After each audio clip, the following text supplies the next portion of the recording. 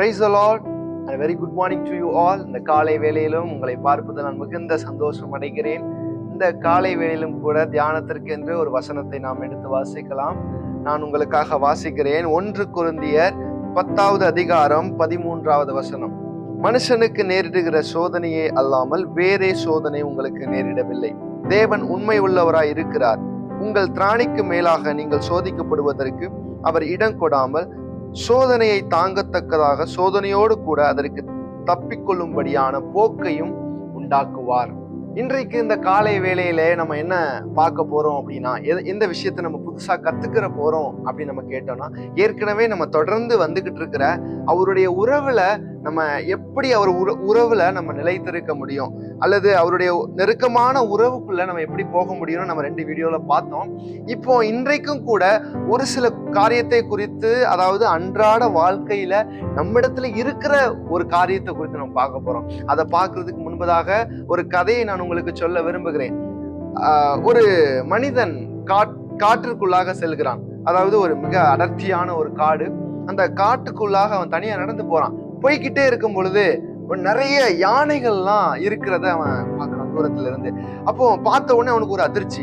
என்னடா யானை கூட்டமா நிக்கிறேன்னு கொஞ்சம் பக்கத்துல போய் பார்த்தா ஒரு சிறிய கயிறால, அதாவது இந்த மாதிரி ஒரு சின்ன கயிறால அதோட காலை சுத்தி என்ன பண்றாங்க அப்படின்னா கட்டி போட்டிருக்காங்க. அதாவது சின்ன கயிறு, நமக்கு தெரியும் யானையோட கால் எவ்வளவு பெருசா இருக்கும்னு நமக்கு தெரியும், அப்படிதானா? அப்ப இந்த சின்ன கயிறுக்கு கட்டி போட்டிருக்காங்களே, எப்படி இது அதோடைய பலன் எவ்வளவு பெருசா இருக்கும். ஆனா இது ஒரு செகண்ட்ல அத்துலாம்ல, ஏன் இந்த யானைகள்லாம் அப்படியே இருக்குது அப்படின்னு இவருக்கு ஒரு பெரிய ஒரு கேள்வி உருவாயிடுச்சு. இப்போ இவர் என்ன பண்ணலாம்னு சொல்லிட்டு நேரா போறாரு. அந்த வேடன்ட்ட போய் கேட்கிறாரு. வேடன் தான் கட்டி வச்சிருக்கிறாரு. அந்த வேடன்ட்ட கேட்கிறாரு, ஐயா இது ஏன் அத்துட்டு ஓட மாட்டேங்குது? இது ஒரு சிறிய ஒரு கயிறு தானே, ஏன் இதுக்கு அந்த தைரியம் வர மாட்டேங்குது, ஏன் அது இன்னும் ட்ரை பண்ணல அப்படின்னு இவர் கேட்கிறாரு. உடனே அந்த வேடன் சொல்றாரு, இல்ல நான் சின்ன பிள்ளையில இருந்து, அதாவது அந்த யானை குட்டியா இருக்கும் போதே இந்த சிறு கயிறுனால நான் கட்டி போட்டிருக்கேன். அப்போ இந்த சிறு கயிறுல அது நிறைய ட்ரை பண்ணி பார்த்துருக்கு. அதனால உடைக்க முடியல, பிக்க முடியல, அதுல இருந்து வெளியில வர முடியல. அதனால இப்ப வரைக்கும் அதை நம்பிக்கிட்டு இருக்கு.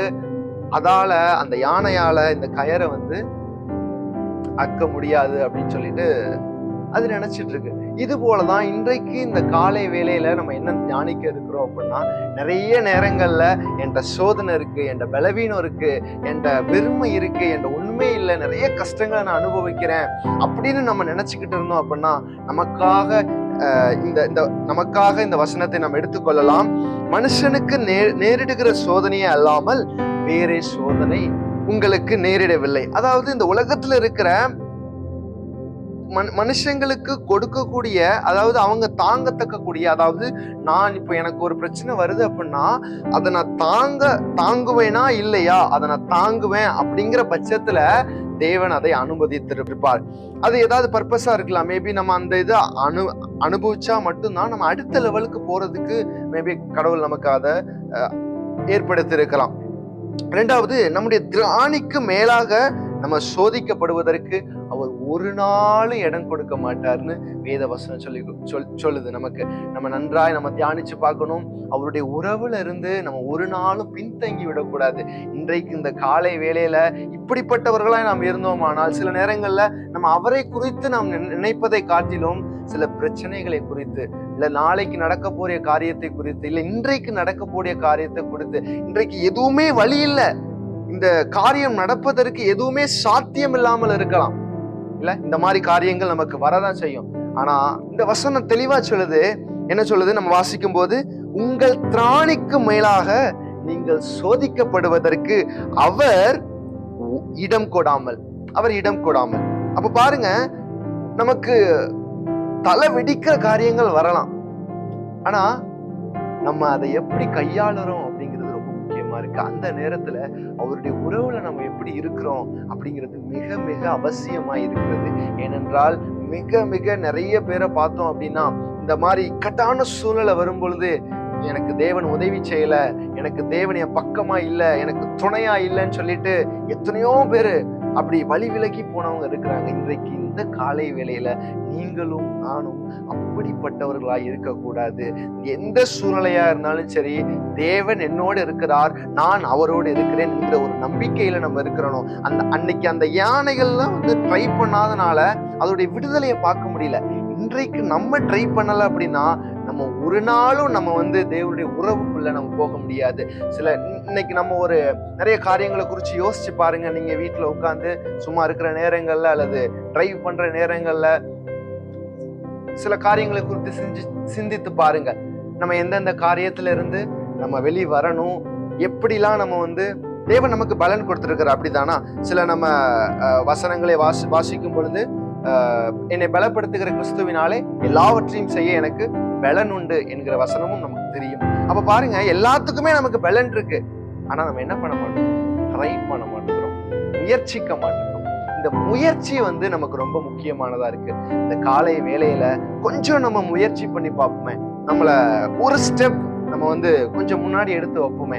எந்த பிரச்சனையா இருந்தாலும் தேவனோட உறவுல நான் நிலைத்திருக்கணும், அவருடைய உறவுக்கு நான் கிட்டி சேரணும் என்கிற ஒரு அபிப்பிராயத்தோடு ஒரு ஆசையோடு நம்ம இருப்போமானால் தேவன் நமக்கு அந்த காரியத்திலிருந்து விடுதலை பெறுவதற்கு நமக்கு உதவி செய்வார். ஏன்னா அந்த வசனம் நமக்கு சொல்லுகிறது, கடைசியா நம்ம வாசிக்கும் பொழுது, சோதனையை தாங்கத்தக்கதாக சோதனையோடு கூட அதற்கு தப்பிக்கொள்ளும்படியான போக்கையும் உண்டாக்குவார்.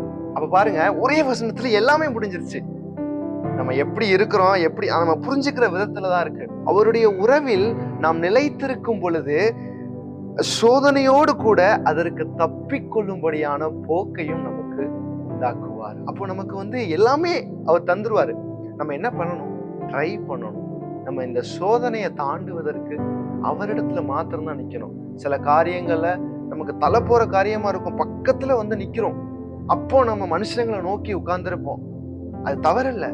ஆனாலும் அதற்கு முன்பதாக நம்முடைய தேவனை பார்த்து, எனக்கு இப்படி வசனம் எனக்கு கொடுத்திருக்கிறீங்களே ஆண்டவரே, நான் இதை எப்படி நான் இதை கடந்து செல்ல வேண்டும் என்று நாம் கேட்போமானால் கர்த்தர் நமக்கு ஒரு வழியை உண்டாக்குவார். இந்த காலை வேளையில எல்லாரும் கண்களை மூடி தேவ சமூகத்துல நாம் கேட்போமா? பிதாவே, ஆசீர்வதிக்கப்பட்ட இந்த காலை வேலைக்காக நாங்கள் நன்றியோடு துதிக்கிறோம் ஆண்டவரே. இந்த காலை வேளையிலும் கூட ஆண்டவரே, நாங்கள் சில காரியங்களை குறித்து துக்கித்து நாங்கள் அமர்ந்திருந்தால் கர்த்தர் நீர் இன்றைக்கு ஒரு பெரிய மாற்றத்தை, இன்றைக்கு ஒரு பெரிய ஆண்டவரே ஸ்தோத்திரம் துவக்கத்தை நீர் கொடுக்கும்படியாய் நாங்கள் ஜெபிக்கிறோம் ஆண்டவரே. ஸ்தோத்திரம் ஆண்டவரே, ஸ்தோத்திரம். எங்களை நாங்கள் முழுவதுமாய் நாங்கள் அர்ப்பணிக்கிறோம் ஆண்டவரே. இயேசுவே, உம்முடைய உறவில் நாங்கள் நிலைத்திருப்பதற்கு, உம்முடைய உறவில் நாங்கள் வலுப்படுவதற்கு கர்த்தர் நீர் எங்களுக்கு கிருபை பாராட்ட வேண்டும் ஆண்டவரே. எந்த காரியத்தை குறித்தும் ஆண்டவரே நாங்கள் கவலைப்படாமல் இருப்பதற்கு கர்த்தர் ஆண்டவரே நீர் எங்களுக்கு கிருபை பாராட்டுங்க ஆண்டவரே. இயேசுவே, ஸ்தோத்திரம், ஸ்தோத்திரம் ஆண்டவரே. இன்றைக்கும் இப்பொழுதும் இப்படிப்பட்ட சூழ்நிலையில் யாராவது இருப்பார்கள் ஆனால் எங்களுடைய சபையில் கர்த்தர் நீர் இன்றைக்கு அவர்களுக்கு இந்த வசனத்தை ஆண்டவரே கொடுத்து அவர்களை விடுவியும் ஆண்டவரே. நீரே பொறுப்பெடுத்து வழி நடத்துங்க. ஒவ்வொரு தேவ பிள்ளைகள் ஆண்டவரே உம்முடைய உறவுல நிலைத்திருப்பதற்கு ஆண்டவரே செழித்திருப்பதற்கு கர்த்தர் கிருபை பாராட்டுங்க. நாங்கள் சிறுகவும் நீர் பெருகவும் எங்களை நாங்கள் அர்ப்பணிக்கிறோம் ஆண்டவரே. மீட்பர் இயேசு கிறிஸ்துவின் நாமத்தினால் ஜெபிக்கிறோம் நல்ல பிதாவே. ஆமென். God bless you. Have a nice day. Thank you.